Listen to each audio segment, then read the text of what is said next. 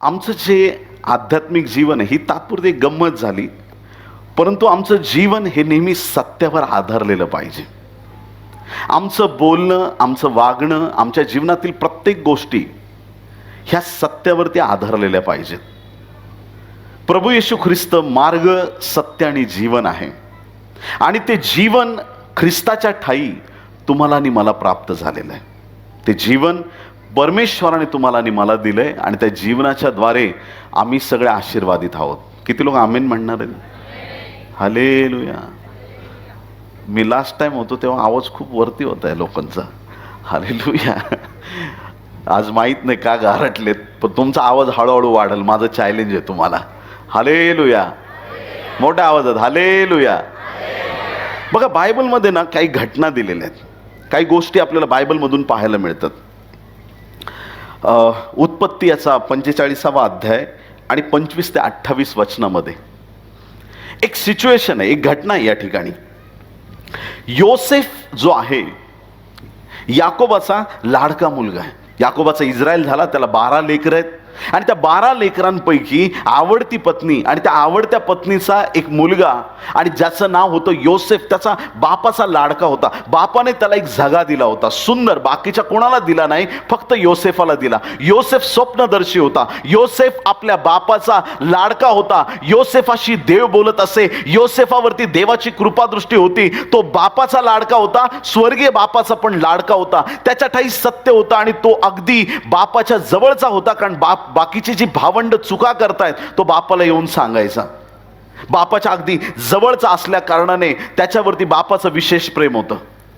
घरामध्ये समजा 4 भावंड आहेत, आई वडील एकाच मुलावरती खूप प्रेम करत असले, बाकीच्या 3 जणांचं काय होऊ शकतं एक्सप्लेन करायची गरज नाहीये, तुम्ही समजू शकता. आणि असं बाकीच्या 11 जणांना काय वाटत असेल, बाप यालाच झगा देतो, बाप याचाच लाड करतो, बाप याच्यासाठी सगळं करतो. आणि देवाच्या प्रिय लोकांनो, असे काही लोक जगामध्ये आज पण देवाचे लाडके आहेत. किती लोक आमेन म्हणणार त्या गोष्टीला? लेकरं खूप आहेत, पण देवाचे लाडके लेकरं बना. किती आमेन म्हणणार आहेत? हालेलुया. जे देवाचे लाडके आहेत, देव त्यांच्या गरजा पुरवतो. परमेश्वर त्यांच्यावरती कृपादृष्टी करतो. देवाच्या प्रिय लोकांनो, योसेफ आपल्या बापाचा लाडका मुलगा आहे. बाकीच्या 11 जणांना बघवेना, आणि ज्यावेळेस त्याला तो स्वप्न पडले, ते अजूनच तिरस्कार करायला लागले.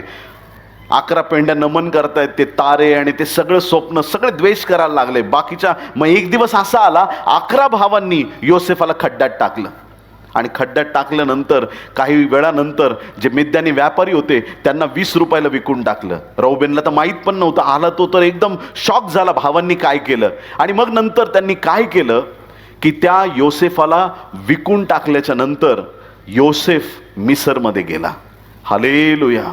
देवाच्या प्रिय लोकांनो, नेहमी लक्षात ठेवा, लोक तुम्हाला खड्ड्यात टाकतील, पण देव तुम्हाला उंच करणारा परमेश्वर आहे. लोक जेव्हा तुमचा तिरस्कार करतील, लोक तुमच्या विरुद्ध वागतील, लक्षात ठेवा, तुमच्यावरती विशेष वरदहस्त ठेवणारा तुमचा देव स्वर्गामध्ये विराजमान आहे. लोकांनी धिक्कारलं तरी तुमचा देव तुम्हाला टाकणार नाही, तो तुम्हाला कधी धिक्कारणार नाही. परमेश्वराने योसेफाला पुच्छ नव्हे तर मस्तक केलं. कुणी आमेन म्हणणार आहे का? हालेलुया. योसेफाच्या जीवनात देवाचं सामर्थ्य आहे. आणि मग पुढं राजाला जेव्हा स्वप्न पडलं, त्यावेळेस एक विशेष घटना घडली. योसेफाच्या जीवनात तर वेगवेगळे टप्पे येत होते. खोटा आळ घेतला, पोटिफाराच्या पत्नीने जेलमध्ये पाठवलं त्याला. तिथं जेलमध्ये असताना अनेक लोकांच्या स्वप्नाचे त्याने अर्थ सांगितले. तिथं एकदम फेवरेट झाला तिथं लोकांचा. आणि तिथून परमेश्वराने त्याला इतकी कृपा पुरवली की राजाच्या स्वप्नाचा अर्थ सांगितल्यानंतर त्याला पूर्ण मिसर देशाचा प्रेसिडेंट असं नेमण्यात आलं प्रियांनो. आणि त्याला अगदी चांगल्या ठिकाणावरती नेमण्यात आल्यानंतर हा योसेफ पूर्ण देशाचा मालक झालेला आहे. कुणी आमेन म्हणणार आहेत का? भावांनी कुठं टाकलं? खड्ड्यात. आणि देवाने कुठं नेऊन बसवलं? डायरेक्ट राजास्थानावरती. हा आमचा परमेश्वर आहे. जे लोक देवाशी एकनिष्ठ राहतात आणि सत्यामध्ये टिकून राहतात, परमेश्वर त्यांना उंच करतो. आता ज्या वेळेस तो त्या पदावरती जाऊन पोहोचला, 7 वर्ष सुकाळाची गेली, संपली, दुष्काळ चालू झाला. 2 वर्ष कडक दुष्काळ आला. 7 वर्षाचा दुष्काळ होता, पण त्यातले पहिले 2 वर्ष संपल्यानंतर त्या ठिकाणी सगळे जे लोक आहेत जगातले, ते फार त्रासामध्ये आले. याकोब आणि त्याचं घराणं सुद्धा खूप त्रासामध्ये होतं. धान्य शोधत शोधत याकोबाची बाकीची मुलं त्या ठिकाणी पोहोचले. आणि आपल्याला माहीत आहे पुढं की ज्या वेळेस देवाच्या प्रिय लोकांनो योसेफाने दुसऱ्या भेटीला जेव्हा त्यांना ओळख दिली की तो कोण आहे, त्यावेळेस काय घडलं ऐका. उत्पत्ती 45 अध्याय 25 पासून पुढे ऐका. उत्पत्ती 45 25 ते 28. ते मिसर देशातून निघून वर कनान देशात आपला बाप याकोब याच्याकडे जाऊन पोहोचले. कोण? सगळे योसेफाचे भाऊ. योसेफ अजून जिवंत आहे, अवघ्या मिसर देशावर त्याची सत्ता आहे असे त्यांनी त्याला 22 वर्ष बाप दुःखामध्ये आहे. माझा मुलगा मेला, माझा मुलगा मेला. का त्याला वाटलं मुलगा मेला? कारण की ज्यावेळेस योसेफाच्या भावांनी त्याला खड्ड्यात टाकलं, नंतर विकून टाकलं, त्यावेळेस त्यांनी काय केलं? उत्पत्ती 37 अध्याय 31 ते 35 वचनामध्ये लिहिलेलं आहे. उत्पत्ती 37 31 ते 35. मग त्यांनी योसेफाचा झगा घेतला व एक बकरा मारून तो झगा त्याच्या रक्तात भिजवला. योसेफाचा झगा, कोणता झगा? बापाने दिलेला झगा, स्पेशल झगा त्यांनी काढून घेतला. देवाच्या प्रिय लोकांनो, ख्रिस्त वधस्तंभावर खेळलेला असताना त्याचे सुद्धा वस्त्र काढून घेतले. जो व्यक्ती यरूशलेमेहून यरीहोला चालला होता, लुटारूंच्या हाती सापडला, त्याचे देखील वस्त्र काढून घेण्यात आले होते. आणि एदेन बागेतली गोष्ट तुम्हाला सांगायला नको, आदाम हवेला काय कळालं की ते नग्न आहेत. देवाच्या प्रिय लोकांनो, ही जी रीत आहे ही दैवी नाही, ही सैतानी रीत आहे. भावांनी त्याचा झगा घेतला आणि झगा घेतल्याच्या नंतर त्या झग्यावरती एका बकऱ्याचं रक्त त्यांनी लावलं आणि तो झगा घेऊन बापाकडे येऊन पोहोचले. आणि त्यांनी तो पायघोळ झगा पाठवून दिला. तो त्यांनी आपल्या बापाकडे आणून म्हटले की हा आम्हाला सापडला, हा आपल्या मुलाचा झगा आहे काय ते ओळखा. त्याने तो ओळखून म्हटले, हा माझ्या मुलाचाच झगा आहे. हिंस्र पशुने त्याला खाल्ले, योसेफाला फाडून टाकले यात संशय नाही. तेव्हा याकोबाने आपली वस्त्रे फाडून कमरेस गोंताट गुंडाळले आणि आपल्या मुलासाठी पुष्कळ दिवस शोक केला. त्याने त्याचे मुलगे व मुली हे सर्व त्याचे सांत्वन करायला त्याच्याजवळ गेले, पण तो काही केला समाधान न पावता म्हणाला, मी शोक करत करत अधोलोकी आपल्या मुलाकडे जाईन. असा त्याच्या बापाने त्याच्यासाठी शोक केला. शोक करत करत अधोलोकी जाईल म्हणजे मी आयुष्यभर माझ्या योसेफासाठी शोक करेल. एक बापाचं मन तुम्ही समजू शकता की बाप किती दुःखामध्ये आहे. त्याचा लाडका मुलगा आहे आणि त्याच्या बाकीच्या 11 मुलांनी त्याला खोटी बातमी दिलेली आहे की तुझा योसेफ मेला आहे. 22 वर्ष बाप दुःखामध्ये आहे, रडत आहे, अश्रू ढाळत आहे आणि त्या दुःखामध्ये त्याचं सांत्वन माणसाच्या शब्दाने होईना. आणि एक दिवस ज्या भावांनी, योसेफाच्या भावांनी बातमी दिली योसेफ मेला आहे, त्याच भावांनी आज आनंदाची बातमी आली की हे बाप्पा, तुझा जो योसेफ आहे तो जिवंत आहे. कुणी आमेन म्हणणार आहे का? ज्यांनी तुम्हाला नकारात्मक बातमी दिली, माझा देव त्यांच्या मुखातून तुम्हाला आनंदाची बातमी देणार आहे. ज्यांनी तुमची निंदा केली त्यांच्या मुखातून तुमच्या देवाची स्तुती निघणार आहे. ज्या तुमच्या विरोधामध्ये उठले तेच तुमच्यावर प्रेम करणारे बनतील. हे सामर्थ्य माणसाचं नाही, हे सामर्थ्य स्वर्गातून आलेल्या देवाचं सामर्थ्य आहे. हे सामर्थ्य सगळ्या गोष्टी बदलून टाकणार आहे. तिरस्कार करणारे भाऊ आज योसेफाचं गुणगान गात आहेत. हालेलुया. माझा देव असं काम करतो की तुमच्या वैऱ्यांना तुमची स्तुती करायला भाग पाडतो. कोणी आमेन म्हणणार आहे का? हालेलुया. जे तुमचे तिरस्कार करणारे लोक आहेत त्यांच्या मुखातून तुम्हाला आनंदाच्या गोष्टी ऐकायला मिळतील. देवाच्या प्रिय लोकांनो, सुरुवातीच्या काळात जेव्हा मी मिनिस्ट्री करत होतो, एकदम नवीन सुरुवातीच्या काळामध्ये सेवा करत असताना एक आईने तिच्या मुलाला सांगितलं, तू प्रार्थनेला कुठं पण जा, पण ह्या विकास कांबळेच्या मागं प्रार्थनेला जाऊ नको. हालेलुया. आणि त्याने विचारलं, काय झालं आई? ते ब्रदर चांगले आहेत. त्याची आई म्हटली की ते आपले प्रार्थना कशी, आपला देव शिस्तीचा देव आहे. हा इतका ओरडतो, आम्हाला अजिबात आवडत नाही. आता विकास कांबळे ओरडतो, तुम्हाला आवडण्यासाठी थोडी ओरडतो, त्याच्या देवाला आवडतं म्हणून तो ओरडतो. हालेलुया. बोले येशू मसीह की. भरतीमय गप्प बसला तर कसं त्याला आरोग्य मिळेल? आणि हा टाइम आहे देवाला आरोळी मारण्याचा. कुणी आमेन म्हणणार आहे का? देवाच्या प्रिय लोकांनो, आणि मग त्या आईच्या मनात माझ्याविषयी एक द्वेष भावना होती की हा चांगला नाही, हा खूप आरडाओरडा करून प्रार्थना करतो. आणि एक दिवस असा आला, त्याच आईने तिच्या मुलाला सांगितलं की बाबा रे, इकडं तिकडं कुठंच जाऊ नको, हेच तुझे पास्टर आहे, यांना कधीच सोडू नको. किती लोक आमेन म्हणणार आहेत? तो भाऊ आज पण आमच्या बरोबर आहे आणि सेवेमध्ये. प्रभूला धन्यवाद. कधी कधी लोक तुम्हाला ओळखायला चुकतात, पण तुम्ही त्यांच्यासाठी स्वतःला बदलू नका. किती लोक आमेन म्हणणार आहेत? हालेलुया. काही लोकांना लोक म्हणतात देवासाठी वेडा झालाय. झालं ते झालंय. किती लोक आमेन म्हणतील? कुणी कशासाठी वेडे आहेत, कुणी टी व्हीसाठी वेडे आहेत. हालेलुया. ऐकतं का नाही ऐकत आहे? ही सिरियल झाली की तुम्ही असे चेहरे केलेत, असं वाटतं देवदूत वरून खाली उतरलेत. आज पवित्र लोक, पवित्र वातावरण, आणि जागेचं नाव बेथलहेम नगर. वा वा वा, येशूचा जन्म झाला इथं. प्रभूला धन्यवाद. हालेलुया. पिक्चर पास्टर आम्हाला माहीत नाही. देवाच्या प्रिय लोकांनो, काही लोक टी व्हीचे वेड आहेत, काही लोक मोबाईलचे वेड आहेत. एकाला तर बघितलं रात्री उशिरापर्यंत मोबाईल बघत होता असा समोर घेऊन, आणि बघता बघता तोंडावर झोप लागली म्हणून मोबाईल पडला, परत डोळे चोळून परत मोबाईल बघतोय. धन्य आहेत तुम्ही, धन्य आहेत. हालेलुया. इतके वेळे झालेत. एका मावशीने मुलीला फोन केलाय आणि फोनवर बोलता इतकी गप्पांमध्ये रंगली, आणि काय शोधते माहीत नाही. खूप वेळचं शोधते, सापडत नाही. तिची मुलगी तिकडून विचारते काय शोधते, म्हणे मोबाईल सापडत नाही ग खूप वेळचं. अरे मावशी, तुझ्या कानाला. हालेलुया. काय करावं काय कळत नाही. कुणी मोबाईलचे दिवाने झालेत, कुणी टी व्हीचे दिवाने आहेत. देवाचे लोक देवासाठी दिवाने आहेत. हालेलुया. त्यांना वेळ लागले येशू नावाचं. ते खाता पिता उठता बसता फक्त येशू येशू येशू येशू येशू, फक्त येशूसाठी त्यांचं जीवन आहे. कोणी आमेन म्हणणार आहे का? हालेलुया.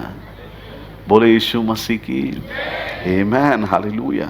देवाच्या प्रिय लोकांनो,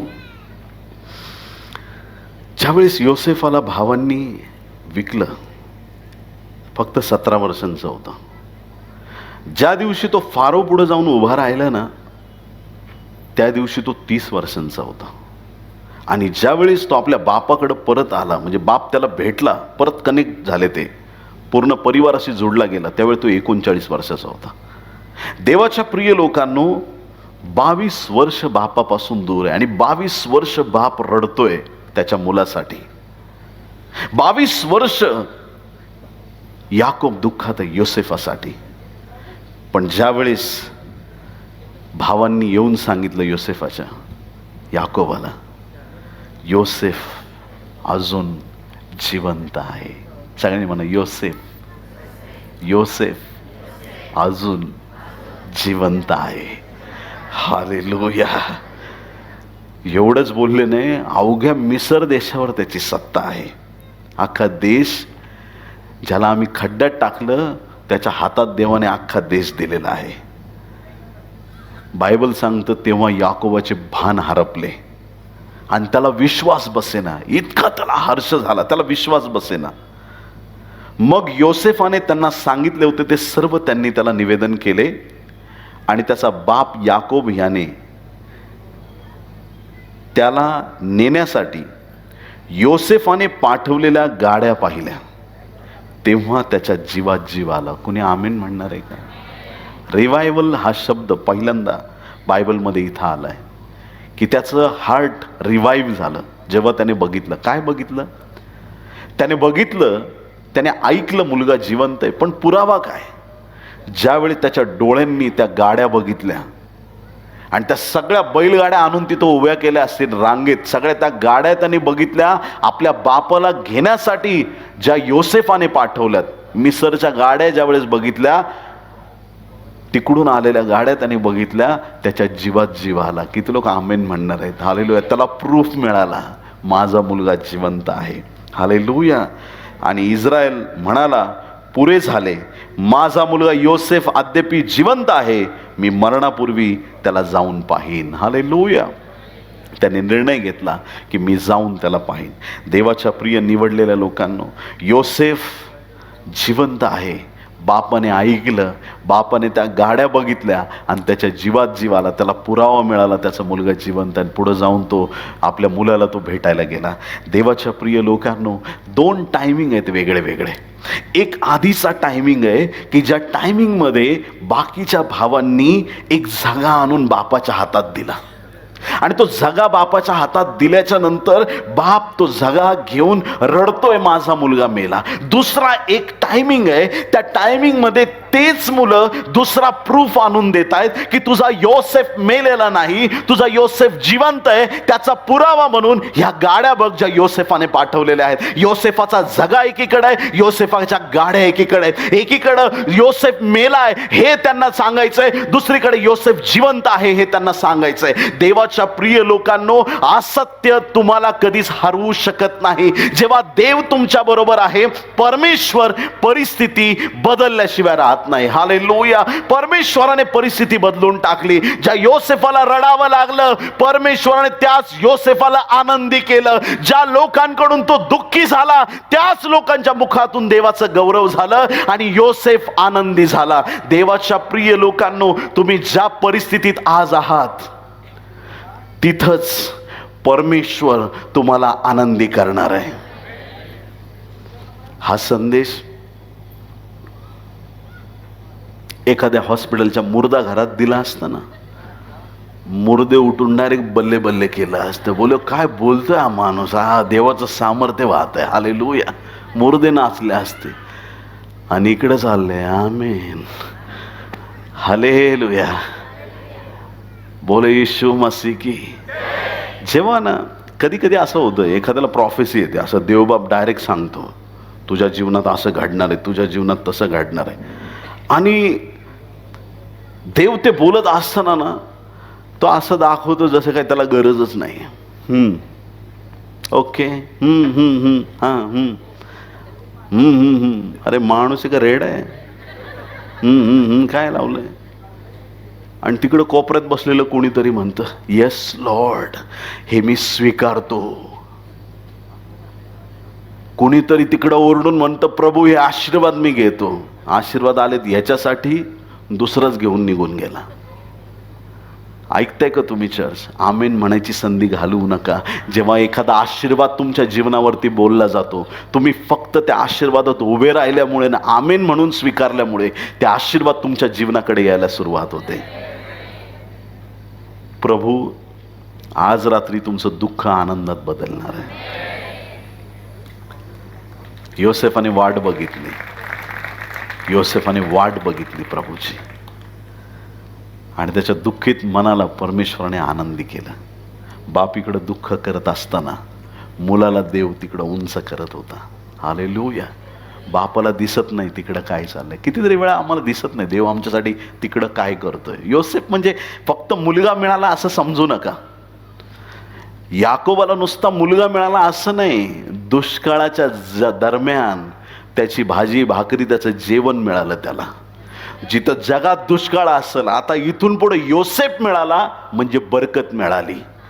जगातले सगळे कोठार रिकामे झाले, योसेफाची फक्त कोठार भरलेली होती. ज्याच्यावर देवाचा अभिषेक आहे त्याची कोठार कधी रिकामी होत नसतात. देव त्यांना बरकत देतो. त्यांचे खिसे रिकामे नसतात, त्यांचा आत्मा रिकामा नसतो, त्यांचा मचवा रिकामा नसतो. ज्याला प्रभू भेटलाय तो नेहमी बरकतीत आणि देवाच्या सामर्थ्यात चालतो.